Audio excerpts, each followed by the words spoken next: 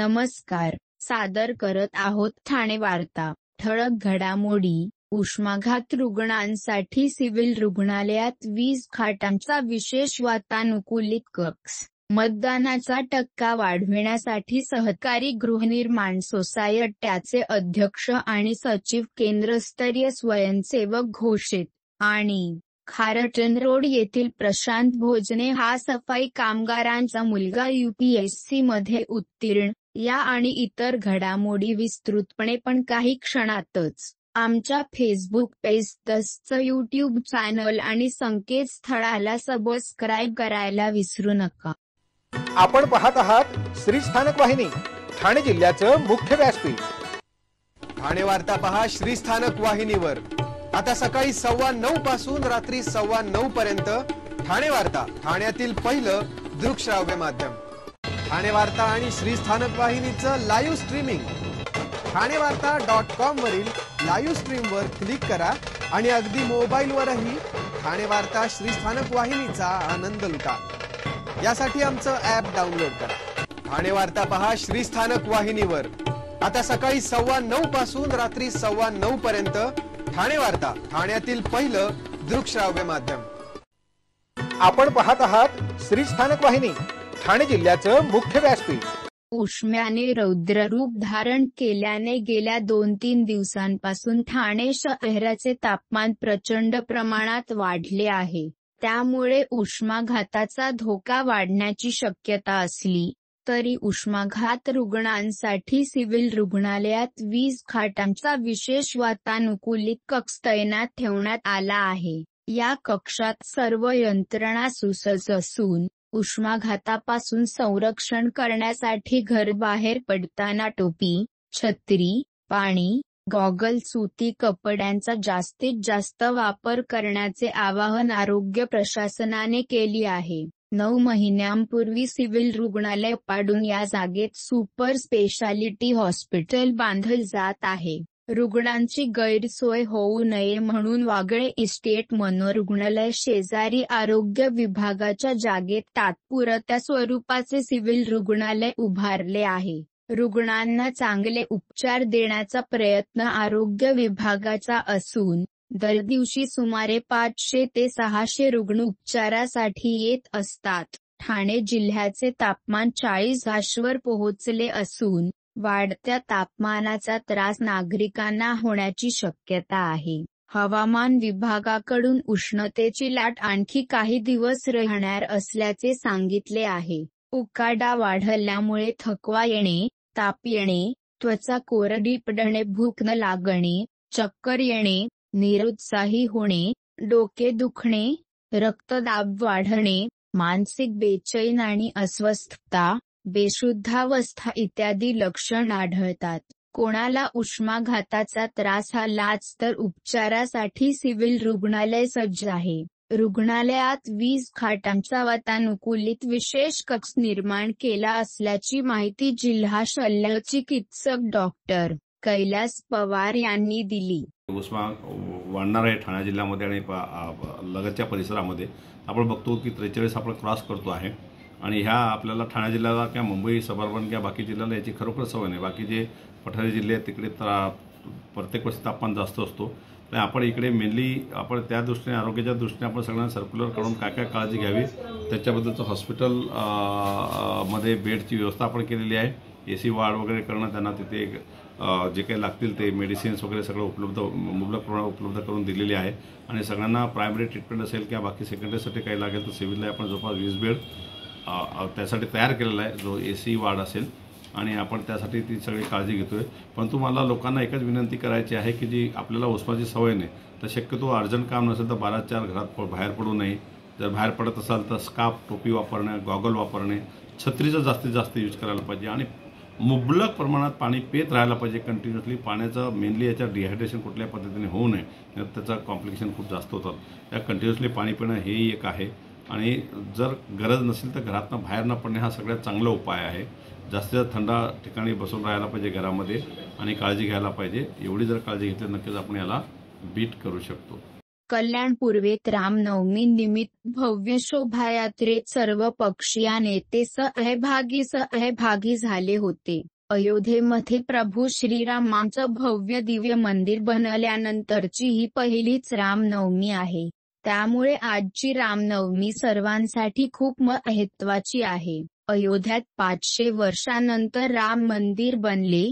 राम मंदिरात रामलल्ला विराजमान झालेत. अयोध्येत प्रभू श्रीरामाचे भव्य दिव्य मंदिर बनल्यानंतरची ही रामनवमी आहे. म्हणून ही रामनवमी प्रत्येकासाठी विशेष, प्रत्येकासाठी महत्त्वाची आहे, असे श्रीकांत शिंदे यांनी सांगितले. श्रीराम नवमी निमित्त कल्याणपूर्वेत भव्य शोभायात्रा काढण्यात आली होती. या शोभायात्रेत तरुणांसह महिला, ज्येष्ठ नागरिक, सर्व पक्षीय पदाधिकारी, कार्यकर्ते सहभागी झाले होते. या मिरवणुकीत खासदार श्रीकांत शिंदे, भाजप आमदार गणपत गायकवाड यांच्या पत्नी सुलभा गायकवाड, काँग्रेसचे जिल्हाध्यक्ष सचिन पोटे, शिवसेनेचे पदाधिकारी निलेश शिंदे, प्रशांत काळे, विशाल पावशे यांच्यासह ठाकरे गटाचे पदाधिकारी देखील सहभागी झाले होते. या रॅलीमध्ये प्रभू श्रीराम, हनुमान यांच्या वेशभूषेत तरुणांनी सहभाग घेतला होता. रॅली दरम्यान संपूर्ण शहर श्रीराममय झालं होतं.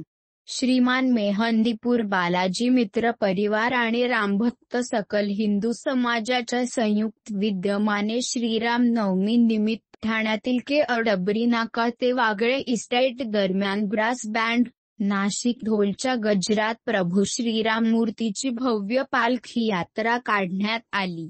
भर उन्हात निघालेल्या या यात्रेला रामभक्तांचा उत्स्फूर्त प्रतिसाद लाभला. यावेळी ठाण्याचे माजी खासदार डॉक्टर संजीव नाईक, रुद्र प्रतिष्ठानचे धनंजय सिंग सिसोदिया, उद्योजक अमरसिंह ठाकूर, सराफ सुरेश जैन, भाजपचे संदीप लेले, विलास साठे, प्रशांत गावंड आदीसह अनेक मान्यवर उपस्थित होते. पालखी यात्रेत वीर हनुमानाच्या वेशभूषेतील पात्राने उपस्थितांचे लक्ष वेधून घेतले होते. सर्व नागरिकांना आवाहन करण्यात येत आहे की सध्या डासांमार्फत पसरणाऱ्या डेंग्यू या आजाराचा प्रसार रोखण्यासाठी प्रत्येकाने पुढील प्रमाणे कार्यवाही करावी. डेंग्यू आजार एडिस इजिप्ती हा डास चावल्याने होतो. या डासांची पैदास साचलेल्या किंवा साचवलेल्या स्वच्छ पाण्यामध्ये होते. 8 दिवसांपेक्षा जास्त दिवस पाणी उघडे व साचून राहिल्यास त्यात डास अंडी घालतात.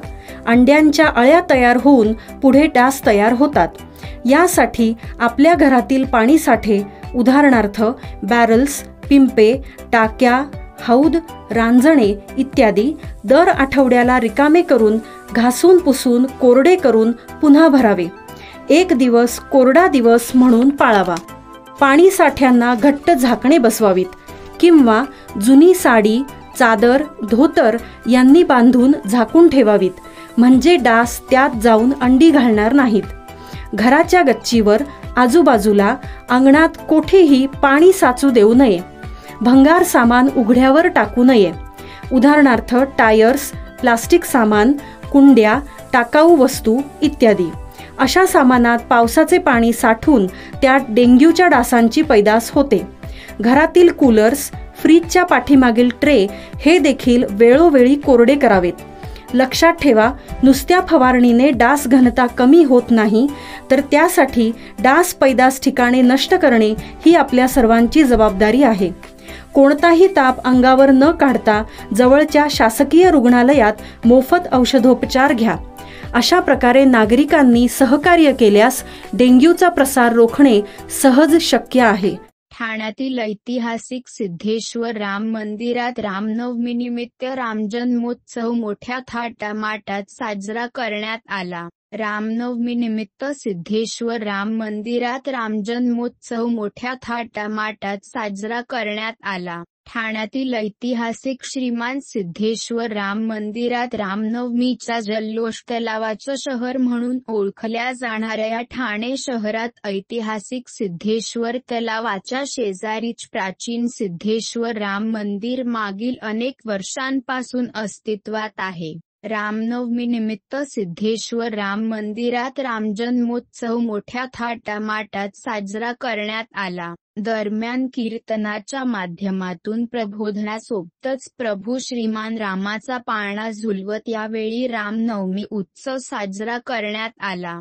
आमची प्रचार रॅलीच होती, मात्र सुलभा गायकवाड या मंदिराच्या कार्यक्रमांसाठी आल्या होत्या, असा खुलासा कल्याण लोकसभेच्या महाविकास आघाडीच्या उमेदवार वैशाली दरेकर यांनी केला आहे. कल्याण पूर्वेतील रामनवमी निमित्त आयोजित शोभायात्रेत खासदार श्रीकांत शिंदे यांच्यासोबत कल्याण लोकसभेच्या ठाकरे गटाच्या उमेदवार वैशाली दरेकर देखील सहभागी झाल्या. यावेळी त्यांनी नागरिकांना रामनवमीच्या शुभेच्छा दिल्या. यावेळी त्यांनी हा पण खुलासा केला की गोरपे गावात आमचा प्रचार सुरू होता तिथे काही स्वागतयात्रा नव्हती, आमच्या प्रचाराची मिरवणूक होती. सुलभा गायकवाड या मंदिराच्या कार्यक्रमांसाठी आल्या होत्या, त्या ठिकाणी कार्यकर्त्यांनी त्याच्यावर पुष्पवृष्टी केली.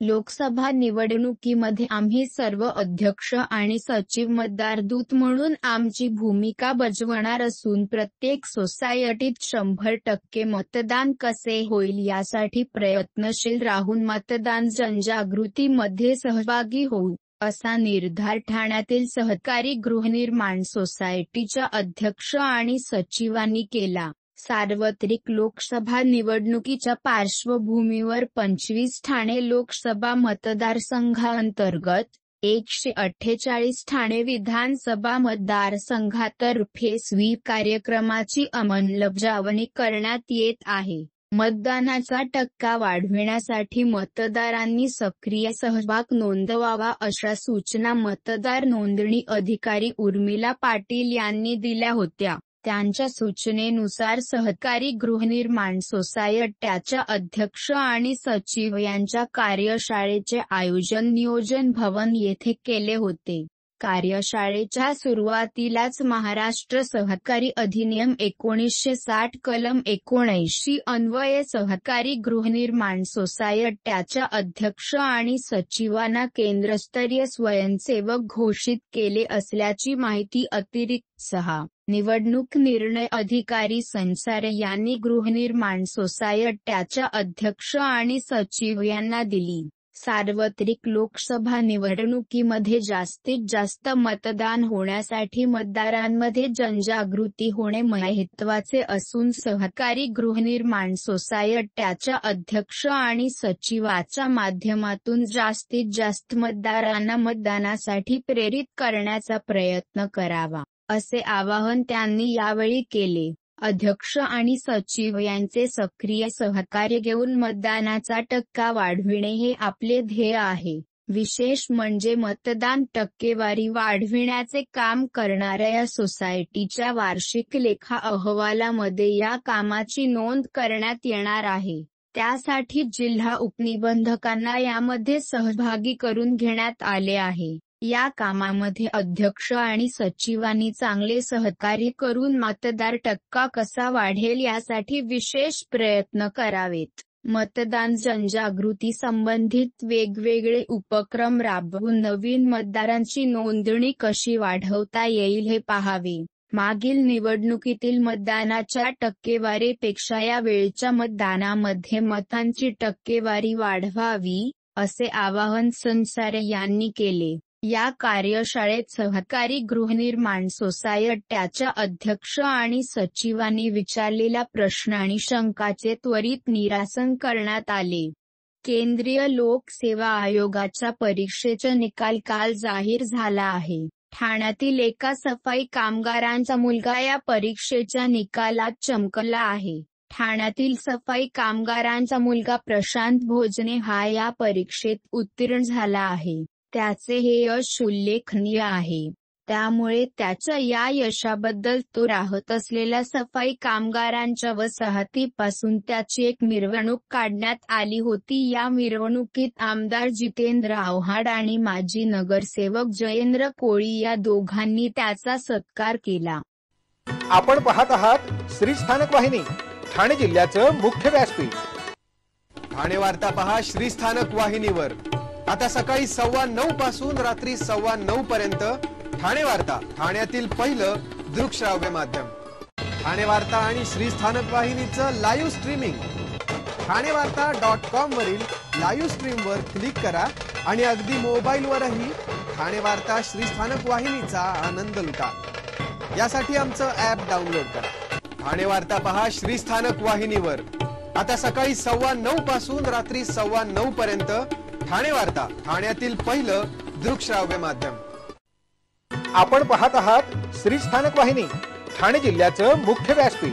आपण आपले कार्यक्रम अथवा बातम्या आम्हाला ठाणेवार्ता@gmail.com या आमच्या ईमेलवर कळवू शकता. ठळक घडामोडी शेवटी पुन्हा एकदा. उष्माघात रुग्णांसाठी सिव्हिल रुग्णालयात 20 खाटांचा विशेष वातानुकूलित कक्ष. मतदानाचा टक्का वाढविण्यासाठी सहकारी गृहनिर्माण सोसायट्याचे अध्यक्ष आणि सचिव केंद्रस्तरीय स्वयंसेवक घोषित. आणि खारटन रोड येथील प्रशांत भोजने हा सफाई कामगारांचा मुलगा UPSC मध्ये उत्तीर्ण. या होत्या ठाणे वार्ता. आपली एखादी बातमी बघायची राहून गेल्यास आपण आमच्या ठाणेवार्ता.in या संकेतस्थळाला किंवा फेसबुक पेज तसंच यूट्यूबचे अनेलला अवश्य भेट द्या. मग पुन्हा भेटू पुढील बातमीपत्रात फक्त श्री स्थानक वाहिनीवर. धन्यवाद.